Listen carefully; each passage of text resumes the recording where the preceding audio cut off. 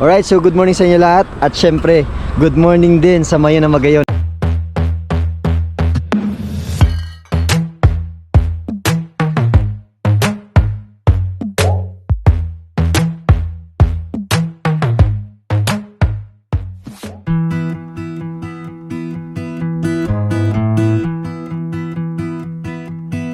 Everybody has their job, 9 to 5 and getting drained. They settle for second best, scared to risk what the future might bring.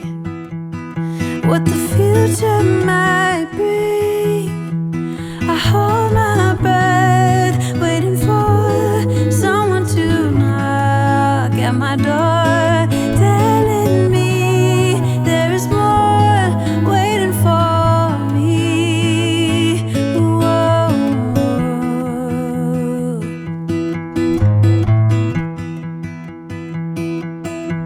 If I love you harder than I've ever done before, oh, maybe I belong somewhere above the water. Alright, so good morning sa inyo lahat. At syempre, good morning din sa Mayon na Magayon. Ito yung nasa likod ko. Yan, clear na clear. So, nandito kami ngayon sa Bypass Road. Tumigil muna kami dito sa lugar na to para kumuha ng konting photos, tapos kumuha ng drone shots kasi napakaganda ng Mayon ngayon, no? Ito, no? So, kasi every time na pupunta kami dito sa Albay para kumuha ng mga magandang spots dito tapos mag-explore, talaga ang pangit ng panahon. Tapos yung Mount Mayon, takip na takip siya ng ulap. So talagang hindi namin nakikita yung perfect cone ng Mount Mayon. Ngayon, since napaganda at napaganda ng panahon dito sa Albay, tumigil muna kami kasi ito yun, nasa likod ko. Ayan. So ito yung bypass road. So every time na maganda yung Mount Mayon, kitang-kita yung perfect cone niya, tumitigil yung mga motorista dito, yung mga nagmumotor, yung mga may sasakyan, lalo ng mga content creator, tumitigil dito para kumuha ng magandang spot ng Mount Mayon, tapos kumuha ng mga videos, tapos mag-vlog.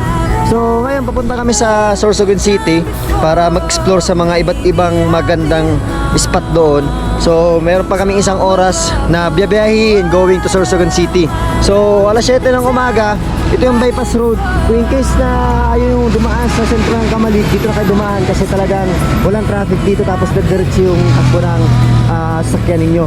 So kung dadaan pa kayo doon sa Kamalik, pag traffic talagang maaabala yung biyahe nyo. So ayun, no, Mount Mayon.